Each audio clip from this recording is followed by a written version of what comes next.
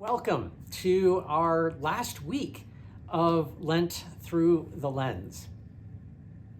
I'm so glad that you've been with me through this journey. I hope it has been meaningful to you. I hope it has helped you be able to, see more in the world around you. And I hope you continue to practice this in some way going forward.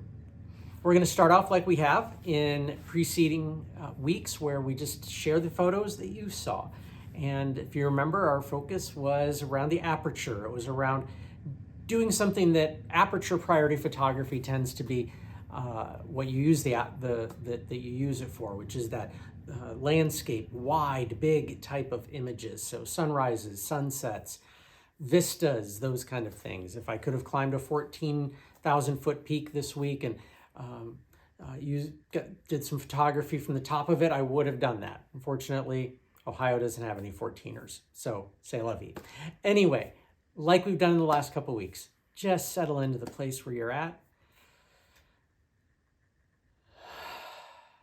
Take a deep breath. Ground yourself in the space where you are and take these in.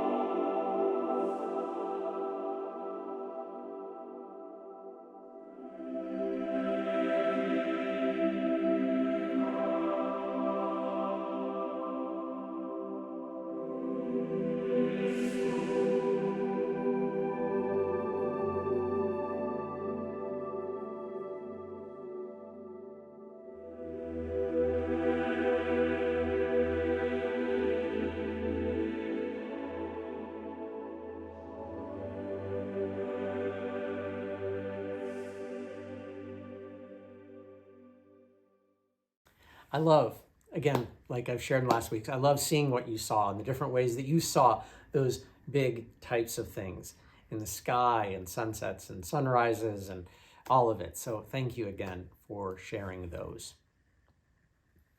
If last week was about the big, this week is about getting close and zooming in on things. So most cameras have what is known as a zoom. And it is in some cases an optical zoom, which means it's actually a mechanical zoom where the glass or the lens is shifting to be able to get closer to the subject. Or it can be a digital zoom where the computer, so to speak, in the camera is enlarging the image. Just a quick side tip, never use your digital zoom unless you absolutely have to. All it does is it enlarges the image and you lose image quality. So yes, you can do that, but you might likely be disappointed in the results from the digital zoom. So I rarely, with any of my cameras, use the digital zoom that is there. I usually just try to go to the limit of what the optical zoom might be. So just quick little side note there. So on a small handheld camera where you can't swap the lenses, there is most of them have an optical zoom built in. And there's usually like a little rocker on the top of the camera that allows you to zoom in and zoom out. On, say, a phone, for example, my phone that I'm filming this on does have a very small optical zoom that allows me to essentially get a 3x image, so 3 times closer type of image for using the optical zoom. It does have a further digital zoom, but again, trying to avoid those. On a camera that's a DSLR or an SLR camera where you can swap the lenses, you have different options for being able to get close to a subject. We'll talk about both of those here now, but what they are is one is either the physically getting close to something where you're using a lens that is specifically designed for getting close, which is called a macro lens, or using a zoom lens where you're using the zoom capability that's in there to get close. And we'll talk about both of those here. So this is my macro lens. It is what's called a prime lens, which means it actually doesn't have the ability to zoom. So if I want to get close to a subject with using my macro lens, I'm the one who has to move. I can't zoom the lens in any closer. So that's why it's called a prime lens, or at least that's the name that they give to those kind of lenses. So the thing with this lens is it is specifically designed to be able to take very, very close photographs of subjects.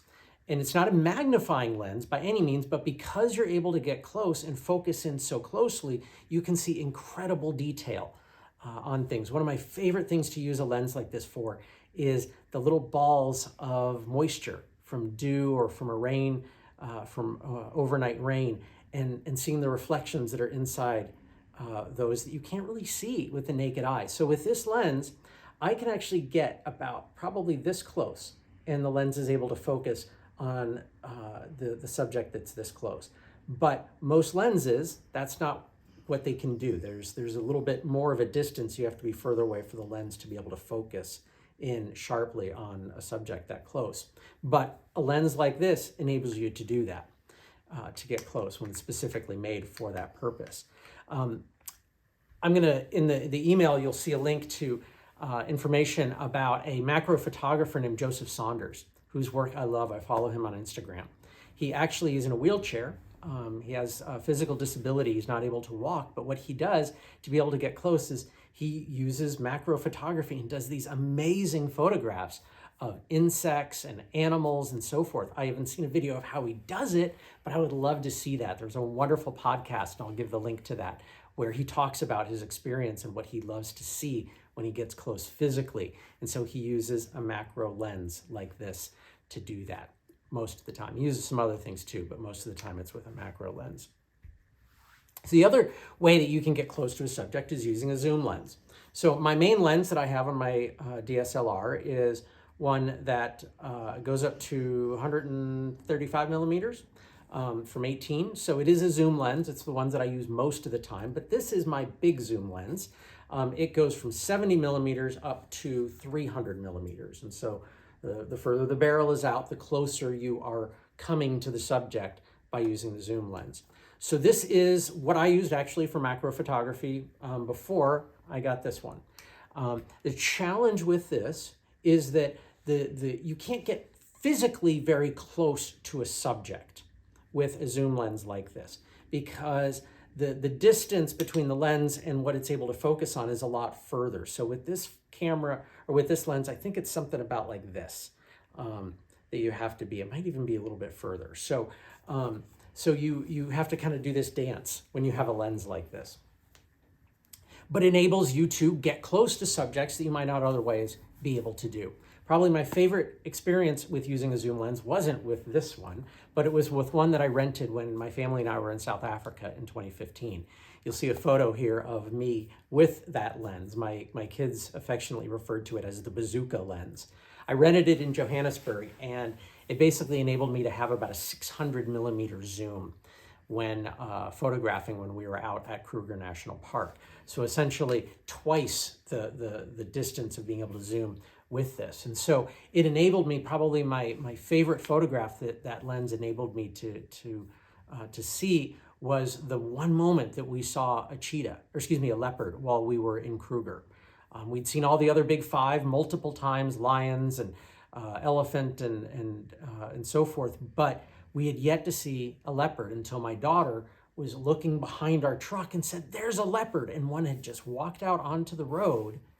And I turned around with that lens and snapped my shutter and got an absolutely beautiful photograph of this leopard right close up.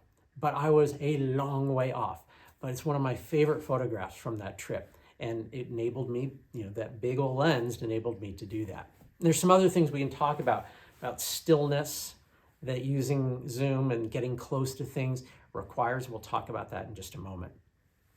So that's what the technical side of zooming is. So with the contemplative side, and where that matters, is that sometimes our contemplative practice is just slowing down and kind of just trying to take in the big picture of things going on inside of us and how it connects to the things beyond us. But sometimes we also really have to focus in on things close within our lives. Our experiences, our memories, our strengths, our shadow side, all these kinds of things that are there. Sometimes we really do need to get close. When using zoom, especially a zoom lens like this, you have to really be still. So oftentimes with a zoom lens, you need to have your camera on a tripod so that it can be held still. You have to have a different kind of balance with it because the lenses are often so much heavier that the camera will actually dip down. With that big lens that I had in South Africa, I had to have it on essentially a tripod on the lens so that it could stay still when I was using it for photography. So part of the contemplative practice is those moments of finding stillness, which is really hard to do. I am not one who does stillness very well. And it has been a very long time to get to a place where I feel like I can get close to stillness. And I know but it is an ongoing struggle for me on a regular basis. So that's the other side of it. And so what I want to ask you to do this week is to get close. To get close to a subject multiple times during this week and see about what kind of detail you can see that you might not be able to see otherwise. When you're just kind of looking at something from a distance, what you can see when you really get close. Now, I know not everybody's going to have a camera that can do zooming. You might have a camera phone that doesn't have a zoom. You might not have a camera with interchangeable lenses and a big zoom, or a macro lens like this, and that's okay. This is not about creating the greatest pictures and the sharpest images. It's about getting close and seeing what you see. So maybe in your photography this week, your camera's not able to focus to get close. That's okay. Still photograph that. If it's blurry, that's okay. It's not about the quality of the photo. It's about getting close and seeing what you might not be able to see otherwise. So if you can get close and have it in focus, great. If you can't, that's okay too. Don't sweat it. This week is about getting close. Be uploading the same way over this week. And I will have one more video next week that will have just a few short closing reflections, and then we'll have the video of what you share throughout this week. So what I want to do, though, that kind of completes the what I want to share today. But I want to give you a little bit of a bonus thing. You can stop here if you want, or you can keep watching if you want. This morning, I saw a piece from last night's Stephen Colbert episode, where he was talking with a writer and poet named Clint Smith. In the very beginning of that conversation, as I saw it, I was like, oh my goodness, he's talking about what we're doing without using the same words.